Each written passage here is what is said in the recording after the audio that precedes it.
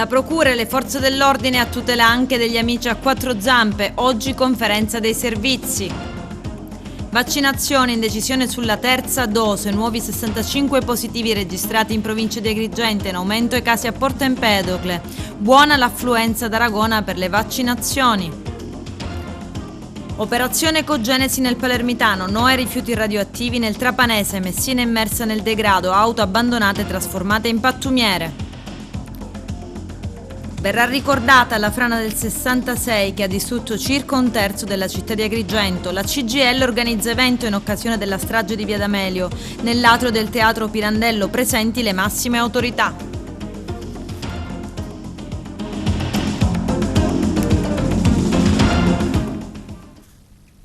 Bentrovati gentili telespettatori al nostro appuntamento con l'informazione. No abbandoni e maltrattamenti di animali. Procura e carabinieri in campo per la prevenzione e repressione. Durante la conferenza dei servizi svoltasi al quinto piano del Palazzo di Giustizia d'Agrigento è stato deciso che le forze dell'ordine saranno il braccio operativo dell'autorità giudiziaria nelle attività di controllo su canili, associazioni ambientaliste e animaliste, in modo che sia garantita la tutela della salute, il benessere degli animali e il rispetto della normativa. Il servizio di apertura del nostro direttore Arturo Cantella. Si è svolto stamani un vertice presso la Procura della Repubblica del Tribunale di Agrigento tra il Procuratore della Repubblica dottor Luigi Patronaggio con il Tenente Colonnello Vincenzo Castronovo, comandante del Centro Anticrimine Natura dei Carabinieri di Agrigento, i funzionari del Comune di Agrigento, tra cui il Sindaco Franco Miccichè, l'assessore Roberta Lala e il vicecomandante dei Vigili Urbani del Corpo, che hanno avuto per oggetto la prevenzione e la repressione dei reati in danno agli animali.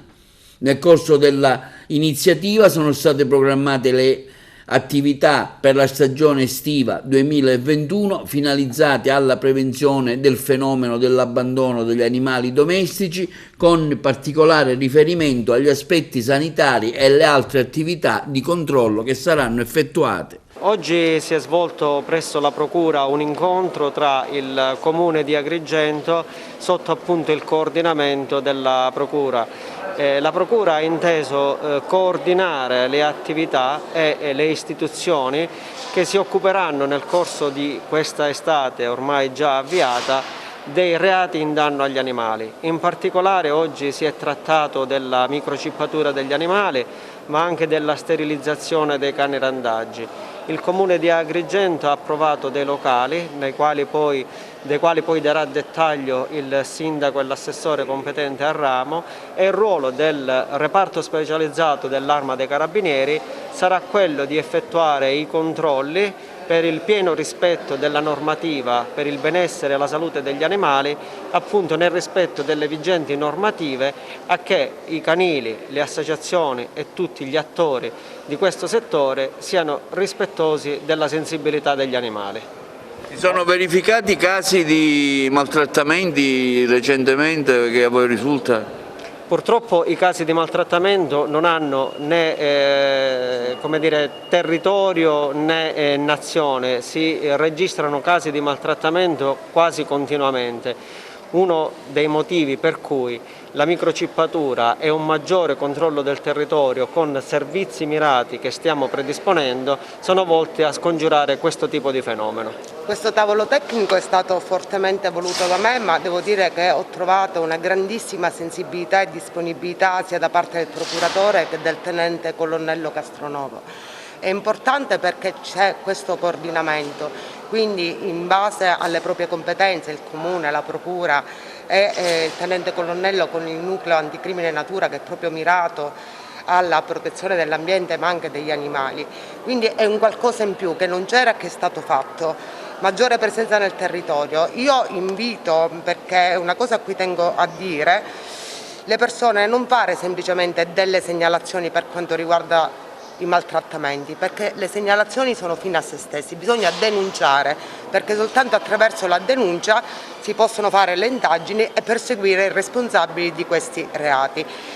Noi siamo qua come Comune, quindi rappresentiamo quelli che sono i nostri servizi, i servizi che il Comune mette a disposizione per contrastare l'abbandono, il randagismo, ma non solo, anche per le cure degli animali, perché noi come Comune abbiamo indetto un bando che è stato aggiudicato, quindi coloro che si trovano per esempio per strada e vedono un incidente con un animale domestico, con un animale, devono chiamare i vigili urbani per la constatazione, ma l'animale verrà soccorso dal veterinario che ha vinto il bando.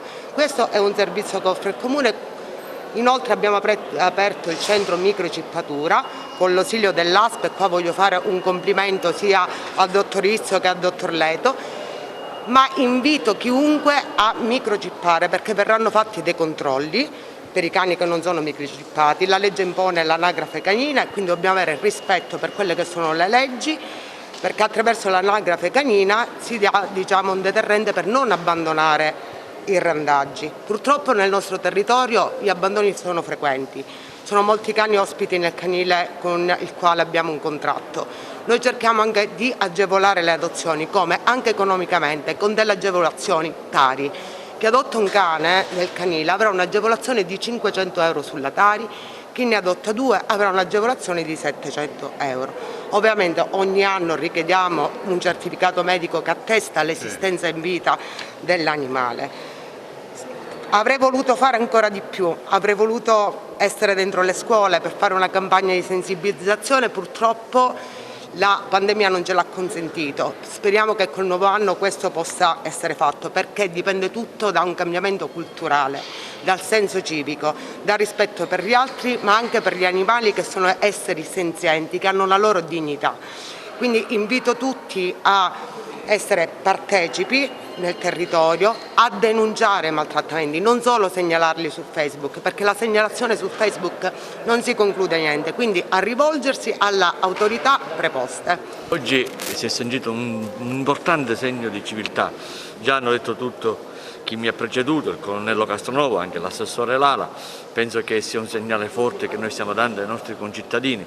Finalmente Agrigento è al passo coi tempi. C'è molta sensibilità, ho trovato sensibilità a livello della Procura di Agrigento, a livello anche del Comando dei Carabinieri.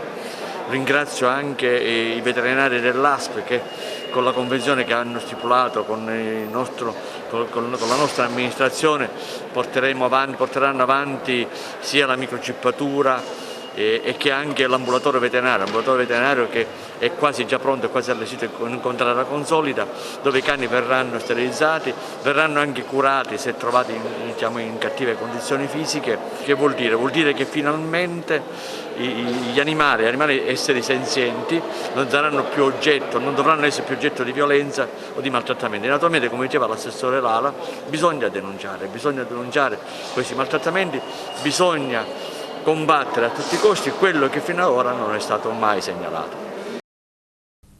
Droga e progetti di attentato contro la Guardia di Finanza. 9 arresti. Il progetto prevedeva un raid contro la caserma di Milazzo e di far saltare i mezzi di servizio con la benzina. È scattata all'alba l'operazione antidroga Drug Express. C'è il servizio. È scattata alle prime luci dell'alba l'operazione antidroga denominata Drug Express, portata a termine dalla Guardia di Finanza e dalla Polizia di Stato, sgominata un'associazione a delinquere dedita al traffico e allo spaccio di sostanze stupefacenti con base in Milazzo e operante nella fascia tirrenica della provincia di Messina, con propagini su Roma. Le indagini eseguite dai poliziotti del commissariato di Milazzo e dai finanzieri della compagnia della Guardia di Finanza sono state coordinate dalla Direzione Distrettuale Antimafia di Messina. 4 i soggetti raggiunti dalla misura della custodia cautelare in carcere, 5 indagati sono stati posti agli arresti domiciliari e altri 2 destinatari dell'obbligo di dimora nel comune di residenza. Le complesse attività di indagine, sviluppate attraverso attività tipiche di polizia giudiziaria e plurime investigazioni tecniche, hanno consentito di documentare tutte le fasi dell'illecito traffico, dai viaggi per gli approvvigionamenti al pagamento dei fornitori sino alla consegna della droga venduta. In soli 6 mesi effettivi di indagine, gli investigatori accertavano come l'associazione criminosa, grazie a clienti fidelizzati, vantava una presenza capillare sul territorio. Il gruppo aveva escogitato diversi sistemi per non incorrere in sequestri di narcotico, in particolare attraverso il sistema delle consegne cosiddette porta a porta, da qui il nome dell'operazione. I componenti della banda, emerso dalle indagini, passavano presso le abitazioni dei singoli assuntori, alcuni dei quali già sottoposti alla misura degli arresti domiciliari per altri reati, al fine di raccogliere le richieste e di conseguenza le somme necessarie per l'acquisto delle sostanze, per poi provvedere alla consegna a domicilio. Le indagini hanno documentato anche l'utilizzo di un linguaggio criptico convenzionale nelle conversazioni e la frammentazione degli approvvigionamenti di droga in quantitativi minimi, così da minimizzare i rischi e i costi in ipotesi di eventuali sequestri.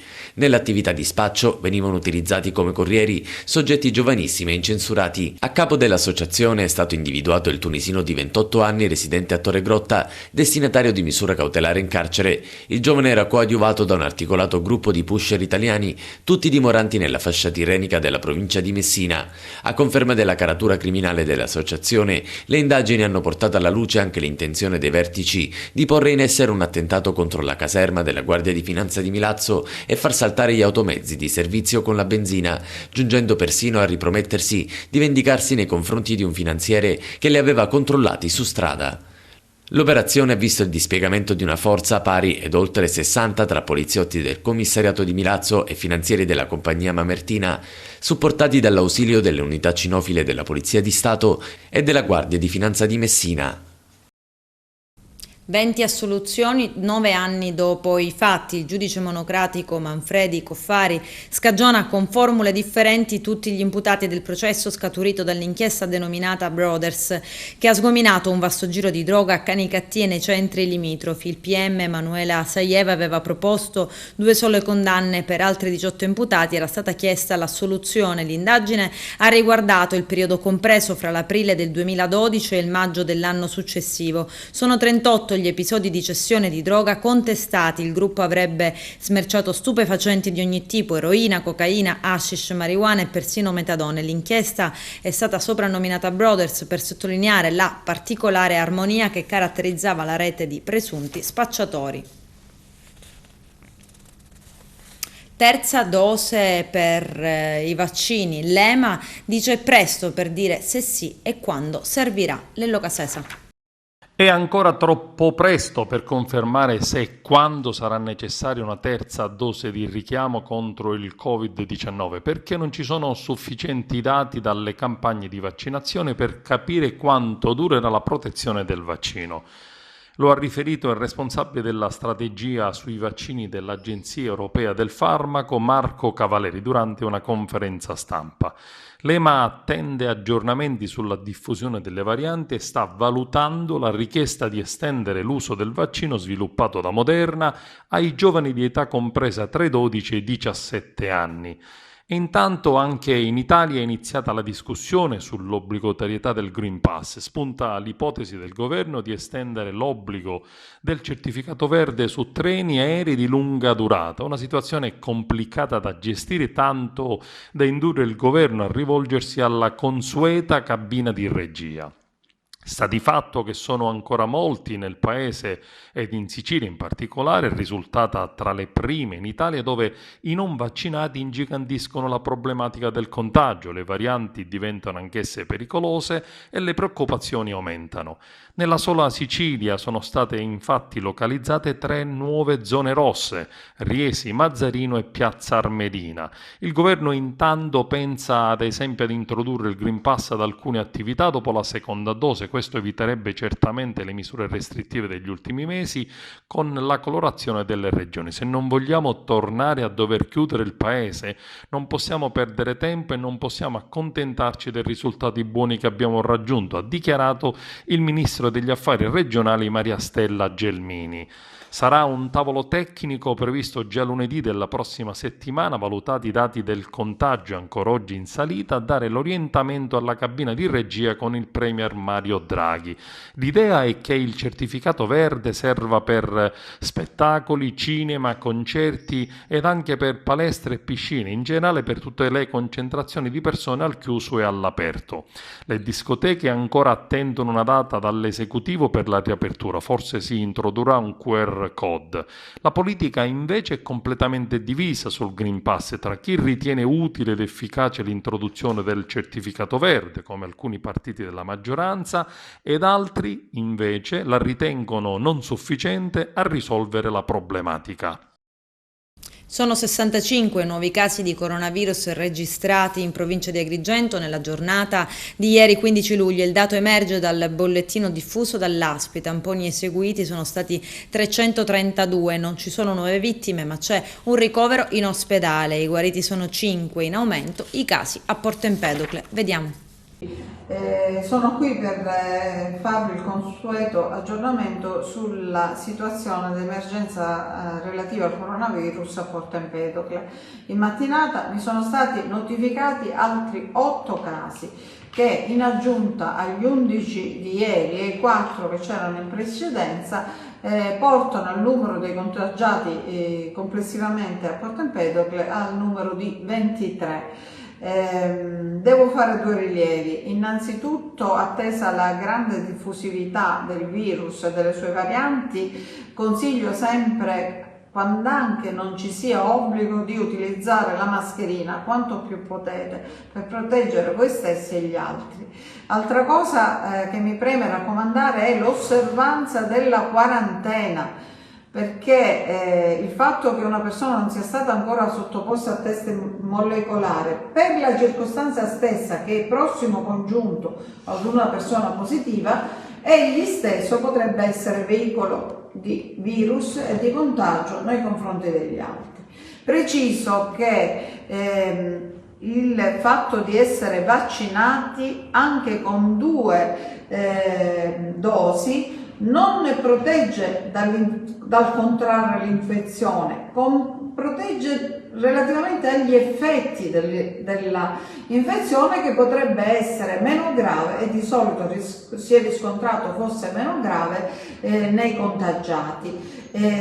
Quindi non pensiate di essere immuni per il fatto stesso di essere vaccinati, semplicemente siete più protetti, ma potendo contrarre ugualmente il virus potete essere veicolo di contagio nei confronti delle persone care. Io a casa ho una persona non vaccinata, ad esempio, che non si può vaccinare per problemi di salute, per questioni di coagulazione del sangue o altro. Evidentemente, pur essendo io vaccinata e quindi potendo non contrarre il virus o contrarlo in forma lieve, evito e uso la massima cautela proprio per proteggere la persona a me cara. Fate lo stesso anche voi, scusate, non c'è nulla di male ad essere prudenti il più possibile per non avere rimorsi o rimpianti indomani.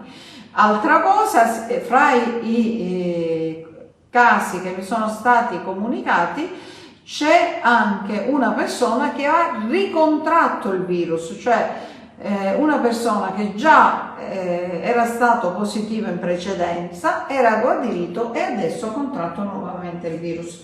Presumo in forma lieve, ne ho parlato oggi, stamattina in mattinata ci siamo sentiti con la dottoressa Bosco e mi diceva proprio questo, che c'è un caso di una persona che ha contratto nuovamente il virus, quindi siamo prudenti. Perché già i numeri sono abbastanza elevati e appunto con questa diffusività destano particolare preoccupazione, e con la prudenza come al solito andrà tutto a posto.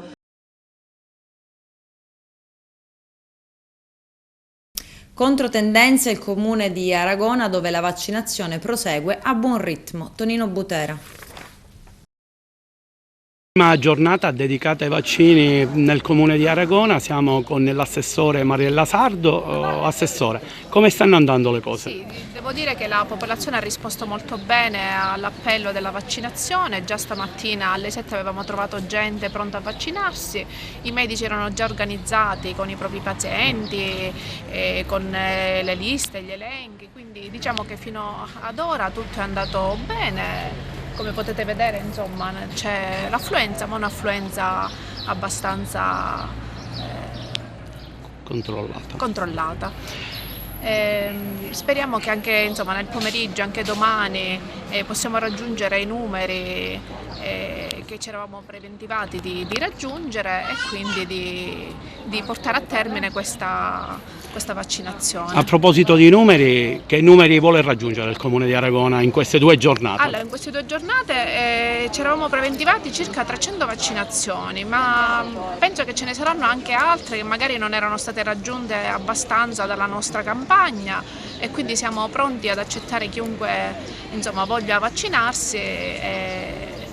Insomma, siamo qui ad aspettarli. Facciamo quindi un appello agli aragonesi. Sì, allora, oggi e domani dalle 9 alle 19 presso i locali del Fontes Episcopi è possibile vaccinarsi, prenotarsi semplicemente scaricando il modulo dal nostro sito oppure dal vostro medico curante, oppure venire qui e ovviamente essere residenti o domiciliati ad Aragona. Benissimo. Tutto bene? Tutto bene. Allora, campagna di vaccinazione ad Aragona, soddisfatto uno dei cittadini aragonesi. Che tipo di vaccino hai fatto? Allora, io il vaccino innanzitutto l'ha fatto mio figlio, ha fatto Pfizer, io già avevo fatto l'AstraZeneca. Quindi prima dose, oggi è il Pfizer ad La Aragona. dose per mia figlia, ad agosto faremo la seconda dose. Operazione Cogenesi, carabinieri e finanzieri del Comando Provinciale di Palermo hanno eseguito un'ordinanza cautelare agli arresti domiciliari per 3 amministratori di imprese che si sono occupate della raccolta dei rifiuti nei comuni di Partinico, San Giuseppe Jato e San Cipirello in provincia di Palermo. I dettagli nel servizio. Hanno vissuto per anni da nababbi con i soldi degli appalti per i mezzi della raccolta rifiuti in alcuni comuni della provincia di Palermo. Hanno persino guidato Porsche, Ferrari e Range Rover, volato con jet privati, abitato in ville con piscina, ostentato Rolex diversi, uno per ogni giorno. Si sono comprati un appartamento a Monte Carlo e nel Principato di Monaco hanno aperto una pasticceria siciliana.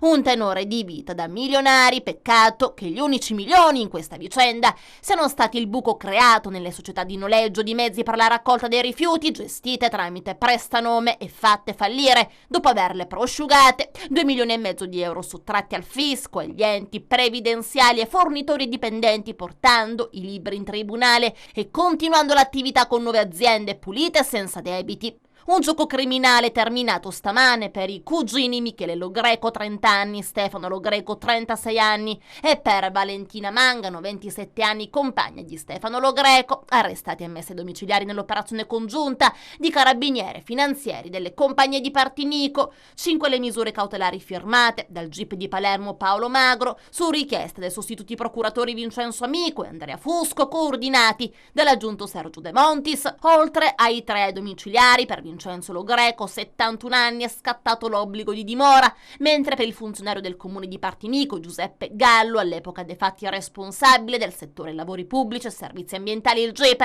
ha disposto la misura interdittiva della sospensione dell'esercizio del pubblico ufficio. Un sesto indagato, il commercialista del gruppo, è indagato a piede libero, sequestrati beni per 2,5 milioni di euro fra immobili, quote societarie e auto di lusso. Secondo i magistrati, i 6 indagati sono responsabili a vario titolo dei reati di bancarotta fraudolenta, intestazione fittizia di beni e quote societarie, inadempimento di contratti per pubbliche forniture, utilizzo di fatture per operazioni inesistenti, riciclaggio e autoriciclaggio. L'operazione odierna è nella scia dell'intenso impegno informativo e investigativo dell'Arma su un territorio complesso che ha portato l'ultimo biennio a promuovere la procedura di scioglimento dei comuni di San Cipirello e San Giuseppe Jato del Consiglio Comunale stesso di Partinico, sottolinea il generale Arturo Guarino, comandante provinciale dei Carabinieri di Palermo. L'incendio doloso nell'autoparco del comune di Partinico, che ha distrutto diversi mezzi dell'amministrazione, avrebbe già acceso i riflettori su Lo Greco. In quell'autoparco tutti i giorni venivano posteggiati anche mezzi della Cogesi SRL, l'azienda riconducibile ai cugini Lo Greco e alla Mangano. Non la sera dell'incendio, quella notte erano in uno spiazzo poco distante, nessuno è stato danneggiato. Per i carabinieri l'assenza dell'autoparco e dei mezzi Cogesi fin da subito non è sembrata una coincidenza, anche perché pochi giorni prima fra il Lo Greco e l'allora sindaco di Partinico Maurizio De Luca c'erano state diverse discussioni molto animate per le continue gravi inadempienze del contratto da parte della ditta degli indagati. Nei mesi successivi l'attività investigativa con l'ausilio di intercettazioni telefoniche e ambientali ha fatto emergere elementi di connessione tra l'incendio e la procedura di affidamento per il nolo dei mezzi e raccolta rifiuti aggiudicato alla Cogesi. Da lì le indagini patrimoniali della Guardia di Finanza hanno scoperchiato un sistema di ruberie. Il sistema dei cugini Lo Greco si reggeva anche grazie al comportamento di Giuseppe Gallo, il funzionario del comune di Partinico indagato per abuso d'ufficio. Oltre 2,5 milioni di euro sottratti così dalle aziende utilizzati per grandi passioni degli indagati. Stefano Lo Greco, più un amante delle supercar, impazzisce per il cavallino rampante. Nell'aprile del 2019 convince il cugino e la compagna ad acquistare una bella Ferrari. Non ha 181.000 euro nel conto corrente personale, l'unico modo è acquistarla con i soldi dell'azienda e intestarla alla società di noleggio dei mezzi per la raccolta dei rifiuti. Ma non c'è solo la rossa nel parco auto dell'azienda. Orologi con un grande mercato dell'usato che gli inquirenti sospettano siano finiti in qualche cassetta di sicurezza estera, al pari dei lingotti d'oro acquistati sempre nella gioielleria di Palermo. I finanzieri hanno accertato che in un'occasione Valentina Mangano ha speso 191.000 euro fra lingotti d'oro e orologi. Del Rolex dei lingotti nelle perquisizioni dei carabinieri e Guardia di Finanza non c'è però traccia. In questo caso sono stati rilevati questi prelevamenti cospicui di denaro dalle casse aziendali della Cogesi, di questa importante azienda che operava nel settore dei rifiuti e che venivano impiegati per gli esclusivi interessi personali degli indagati. Quindi abbiamo notato acquisto di imbarcazioni, mobili per uso privato, autovetture di lusso, oltre a orologi Rolex e numerosi capi di abbigliamento di noti brand internazionali. Questa operazione può insomma essere considerata inerente alle dimissioni del sindaco De Luca? Alcune vicende nascono proprio da quei fatti lì, soprattutto poi quando si è arrivati alla risoluzione del contratto con la ditta per le inadempienze contrattuali. Diciamo, erano già stati rilevati grazie al sindaco e al segretario comunale alcune diciamo, inottemperanze da parte del dipendente pubblico. Questa è la seconda operazione praticamente che investe Partinico. Questo è testimonianza di un lavoro certamente proficuo e importante che si fa sul territorio. Sì, sicuramente. Il territorio merita una particolare attenzione. Le ultime operazioni, anche quelle dei carabinieri, dimostrano la particolare insidiosità di questo territorio, dove non svolgono un ruolo da attore principale soltanto le aziende del comune, del posto, ma come abbiamo visto anche aziende dei comuni limitrofi legati ad altri contesti. Le energie della Sicilia. Musumeci conclude i lavori dell'evento a Catania dedicato alla transizione energetica come opportunità per la Sicilia di promuovere modelli di sostenibilità ambientale. Vediamo.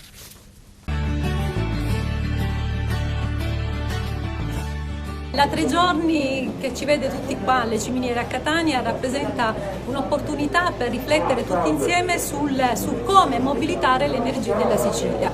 Non soltanto energia da un punto di vista tecnologico, quindi non si parlerà solo di transizione energetica, ma cerchiamo anche di capire come formare nuovi profili e quindi come supportare le amministrazioni locali con gli energy manager e infine come sfruttare le opportunità che a livello europeo e nazionale sono sul tavolo. Un evento molto importante che assume anche una valenza simbolica, poiché questo rappresenta il primo evento fieristico post-Covid.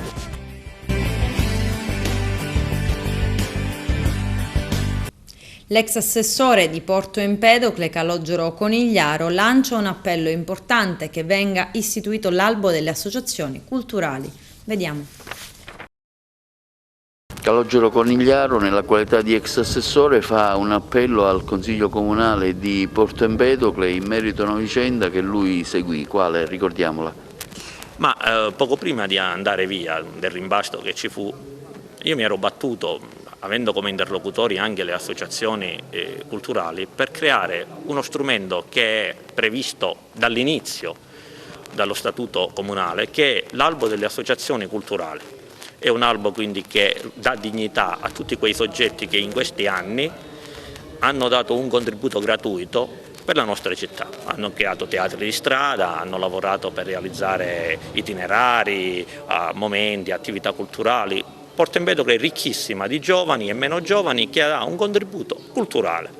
Ebbene, avevo fatto approvare in giunta lo schema di statuto dell'albo delle associazioni culturali. Questo strumento però per avere validità giuridica deve essere approvato dal Consiglio Comunale. Questo fatto è successo i primi di dicembre.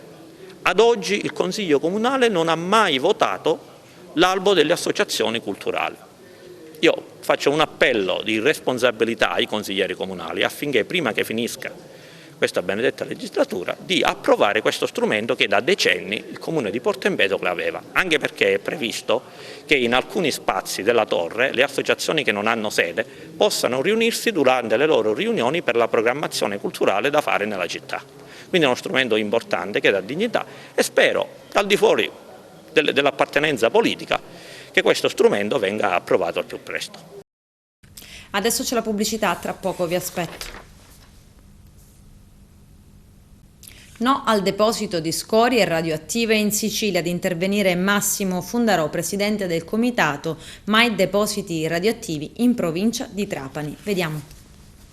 Abbiamo presentato le osservazioni e le opposizioni a questa scellerata decisione del governo nazionale dell'ISPRA, se no a 2 chilometri in linea d'aria del territorio alcamese. Ci siamo chiaramente subito mobilitati e abbiamo fra l'altro costituito subito un comitato scientifico, perché chiaramente bisogna rispondere dal punto di vista tecnico. Dobbiamo onestamente ammettere che anche la Regione ha presentato le sue osservazioni e si è mostrata contraria a queste ipotesi, non solamente per il sito dei Calafini ma anche per gli altri siti siciliani. Abbiamo arricchito la relazione soprattutto dal punto di vista idrogeologico, ci siamo avvalsi della collaborazione di tecnici molto competenti, fra cui il geologo Bambina, Verghetti, che avevano già studiato la zona e hanno individuato dal punto di vista idrogeologico che il deposito insiste su una faglia che poi riguarda il fiume Freddo che poi sfocia in mare, e quindi chiaramente la possibilità in caso di incidente, di compromissione dell'intero territorio è molto alta. Abbiamo inviato il carteggio in tempo utile e l'abbiamo arricchito oltretutto da altri elementi che mostrano la contrarietà, perché è importante anche la mobilitazione popolare. Noi siamo stati gli unici in Sicilia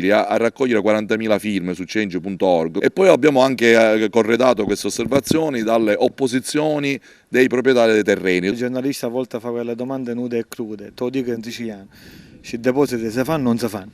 Allora, il deposito si deve fare per forza, per legge, sarà uno, però noi riteniamo che il territorio siciliano, in particolare i 2 siti individuati in provincia di Trapani, sono assolutamente inidonei e quindi speriamo che addirittura, perché c'è una prima fase, che possano essere esclusi. Fra l'altro noi, così come abbiamo fatto in tante altre battaglie, non diciamo solamente no. Noi siamo ambientalisti pragmatici e alla tedesca, dico io. Prefiguriamo per il nostro territorio un'ipotesi alternativa. Il territorio della provincia di Trapani è idoneo per ospitare il Parco Nazionale delle Eghe del litorale trapanese, per valorizzare le eccellenze agricole, quindi uno sviluppo socio-sostenibile che è completamente il contrario di quello che comporterebbe, pensate cosa succederebbe per le nostre produzioni agricole, per il nostro turismo, per la nostra immagine. Abbiamo i posti più belli, lo Zingaro, Castellammare, San Vito, e ci andiamo a piazzare il deposito di scorie radioattive di tutta Italia. È una soluzione veramente assurda. In piena stagione estiva a Messina si incontrano tanti luoghi dove a regnare il degrado. Gli incivili, gli ziozzoni, come li ha chiamati il sindaco Cateno De Luca, utilizzano perfino le carcasse di auto abbandonate come cassonetti dell'immondizia. C'è il servizio. In piena stagione estiva a Messina, la 13ª città d'Italia e città d'Europa, si incontrano tanti luoghi dove a regnare è il degrado. Siamo andati al parcheggio Palmara, dove gli incivili o gli zozzoni, come li ha chiamati il sindaco Cateno De Luca, utilizzano perfino le carcasse di auto abbandonate come cassonetti dell'immondizia. Qui le automobili incendiate o non più in circolazione si sono trasformate in veri e propri cassonetti con all'interno rifiuti di ogni tipo. Considerate anche le altissime temperature di questi giorni, è facile comprendere che qui la situazione è al limite sotto il profilo igienico-sanitario. Non soltanto le autovetture sono piene di immondizia, ma anche sotto gli alberi di quest'area che viene utilizzata come parcheggio si trovano rifiuti di ogni tipo. A Messina questo parcheggio non è nuovo a tali episodi e poco viene fatto per contrastare gli incivili. Forse, a nostro avviso, serve un maggiore controllo da parte delle istituzioni preposte. In queste condizioni viene difficile parlare di città d'Europa.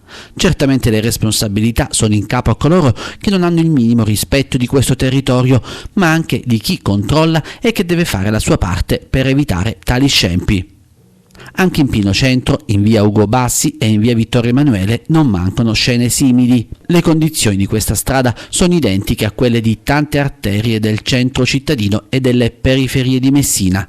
Si auspica una maggiore attenzione per rendere pulita e accogliente la città dello Stretto ai residenti e ai turisti che visiteranno la porta d'ingresso della Sicilia. Da più parti si chiede l'intervento della regione siciliana per risolvere la vertenza sanitaria rappresentata dalla chiusura a Messina del centro Nemo, una struttura di eccellenza specializzata nella cura delle persone affette da SLA, SMA e distrofie muscolari. La regione sembra prendere tempo sulla questione. Dopo il confronto con i sindacati non sono arrivate novità positive, anche se si intravede uno spiraglio di luce. Il tunnel appare ancora molto lungo. Come volevasi dimostrare a pochi giorni dalla forzata e inaccettabile chiusura del centro Nemo di Messina, emerge inequivocabilmente e nella sua drammatica crudezza, hanno dichiarato Ivan Tripodi, segretario generale UIL Messina, e Giuseppe Calapai, segretario generale UIL FPL, un'evidente interruzione del pubblico servizio delle attività assistenziali a favore dei pazienti affetti da gravi patologie neuromuscolari che venivano svolte dai lavoratori del centro altamente professionalizzati. Le disperate grida di allarme lanciate in queste ore dalla figlia di un paziente che sarebbe cerebralmente morta nei giorni scorsi, il drammatico appello di un ammalato di Patti che ha annunciato l'avvio sciopero della fame, ai quali si aggiunge la pesante denuncia della mamma del piccolo Peter, evidenziano in maniera macroscopica l'assoluta urgenza di risolvere rapidamente la vertenza del centro Nemo, una vertenza sanitaria e sociale che sta pesantemente scuotendo e indignando le coscienze dei cittadini. L'assessore Razza, continuano i sindacalisti, non può rimanere sordo al grido d'allarme lanciato dai pazienti e dai loro familiari rispetto a una vicenda che sta assumendo sempre più i contorni di un'immane tragedia umana che si coniuga con il concreto rischio della perdita del posto di lavoro per 55 professionisti del centro Nemo. È indispensabile pertanto che l'assessore Razza, come si è impegnato nel recente incontro con la nostra organizzazione sindacale, risolva la vicenda in tempi brevissimi e in maniera definitiva, poiché le cure dei pazienti neuromuscolari non possono assolutamente, concludono Tripodi e Calapai, essere rinviate. Ad Agrigento, lunedì prossimo, 19 luglio, in occasione dell'anniversario della strage di via D'Amelio contro Paolo Borsellino, nell'atrio del Teatro Pirandello Pippo Montalbano alle ore 18:30, la CGIL ha organizzato un dibattito. Il segretario provinciale della CGIL di Agrigento, Alfonso Buscemi, afferma: nell'anniversario della strage di via D'Amelio il sindacato ribadisce la necessità di un forte impegno di tutta la società sana per l'affermazione della legalità in ogni posto di lavoro, unica certezza per contrastare la corruzione, la mafia, gli affari illeciti. Solo un percorso nella legalità può favorire le condizioni di sviluppo per la nostra terra e garantire la sicurezza nel mondo del lavoro. Più nel dettaglio, insieme a Buscemi interverranno il sindaco di Agrigento, Franco Miccichè, l'arcivescovo Alessandro Damiano, il prefetto Maria Rita Cocciufa, il procuratore di Agrigento Luigi Patronaggio, il giornalista Attilio Bolzoni, il magistrato Alfonso Sabella, il segretario della CGIL Sicilia Alfio Mannino e in collegamento video il segretario nazionale della CGIL Maurizio Landini. È il 19 luglio 1966 una frana ha interessato il centro di Agrigento, circa un terzo della città è andato distrutto. Lunedì prossimo, in occasione dell'anniversario, un'iniziativa dal titolo Il giorno della consapevolezza. Il nostro direttore Arturo Cantella. Un interessante convegno organizzato dal professor Paolo Cilona del CEPASA sul tema della frana che vide la nostra città protagonista nel lontano 19 luglio del 1966, allorquando circa un terzo della città andò distrutto. La speculazione edilizia avviata nel dopoguerra ha mostrato tutti i suoi limiti e la natura è sembrata riprendersi ciò che le era stato tolto con il cemento. Il tema dell'incontro è proprio questo, 19 luglio, giorno della consapevolezza, che si terrà presso il santuario della chiesa dell'Addolorata di Agrigento. Per Paolo Cilona la frana di allora fu un evento profetico, in quanto grazie a ciò si salvò la Valle dei Templi da una cementificazione già programmata e che avrebbe privato il mondo intero di un paesaggio unico al mondo. La frana ha salvato il più grande patrimonio archeologico che dispone la città di Agrigento. Se non ci fosse stata la frana come una ribellione della natura, oggi troveremmo dei tolli in cemento armato che nel cuore della valle avrebbero oscurato la bellezza dei templi. Perché dico queste cose? Perché prima del 19 c'era in corso nella nostra città due correnti di pensiero sul piano edilizio e urbanistico in cui dal colle di San Gerlando e dal colle della Rupe Atenea scendeva tranquillamente verso la valle e altrettanto la corrente di cemento da Villaggio Peruzzo saliva verso la valle. Queste due correnti di cemento avrebbero invaso tutta la Valle dei Templi e non avremmo qui questo bellissimo patrimonio dell'umanità. Allora che cosa voglio dire? Che gli agrigentini e tutti gli uomini di cultura debbono ringraziare la frana, perché la frana ha salvaguardato il più grande patrimonio che la città di Agrigento dispone. Poi l'altro aspetto, perché già c'erano più di 200 alloggi di edilizia popolare pronti ed approvati come progetto che da San Leonardo scendevano verso San Marco.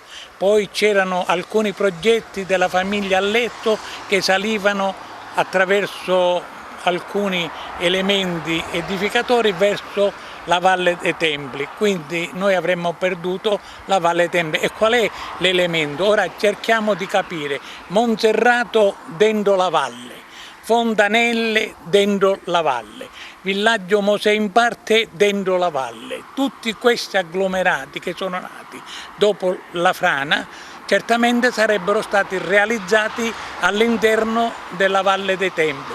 Quindi tutti gli agrigentini e tutti gli uomini di cultura debbono ringraziare la valle, la frana che ha salvaguardato praticamente il più grande patrimonio archeologico di cui noi disponiamo.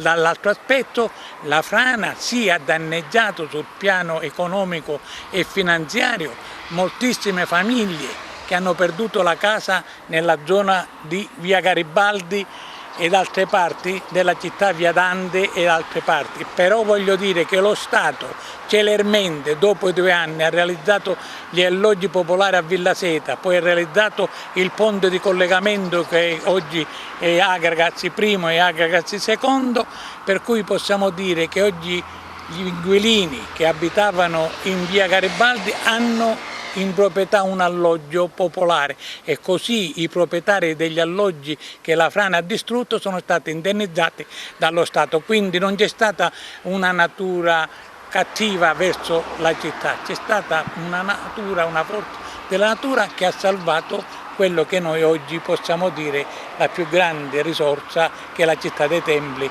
oggi ha. Con questo è tutto, termina qui l'edizione del telegiornale. Grazie per la gentile attenzione e per essere stati con noi. A presto.